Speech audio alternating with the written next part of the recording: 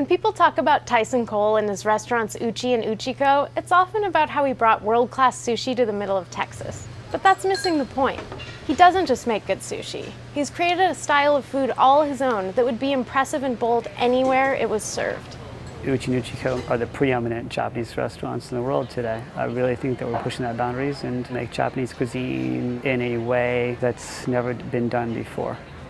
I was trained as a sushi chef for over a decade, and so my food always starts there based on traditional Japanese cuisine. The knives we use are traditional, the techniques that we use are traditional, the ingredients that we use are traditional. But what I'm doing is taking traditional and flipping it on its head and making it that much more accessible to an American palate. There are certain things I'm looking for in a composed dish. Acidity, that's first and foremost.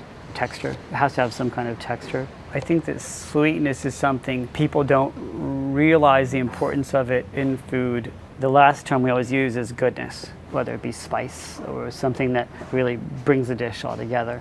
And obviously salt too, I miss that one.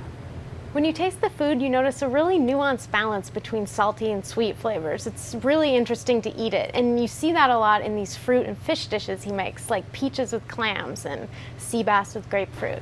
His inventiveness earned him a James Beard Award this year for the best chef in the Southwest.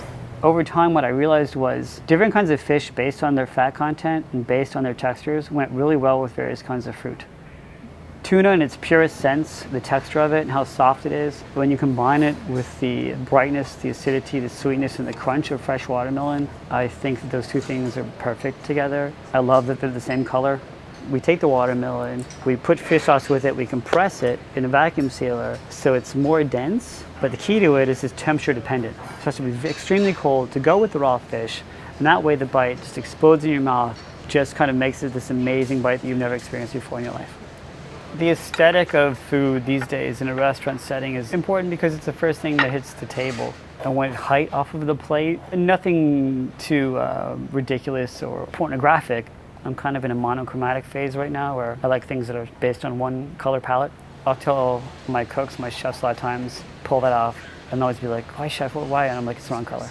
Even though maybe that one component might have had the taste or the flavor, the texture or the acid to make it a better dish, to me, if it doesn't look perfect, it's not gonna go out. It's a little OCD of me, but that's just how I think things should be. We want to lead you through an experience, because eating out these days is all about the experience. The dishes are smaller, tasting portions. As soon as the plate's finished on the table, it's gone, a new plate hits, and we want you to go through to try 5, 10, 15, 20 different things throughout the meal. That way, what we're doing is we're getting them addicted. Sushi's like drugs. People get addicted to it. I got addicted to it. That's why I started doing this. I couldn't afford to eat sushi, so I became a sushi chef. You might not think you want to eat clams with peaches.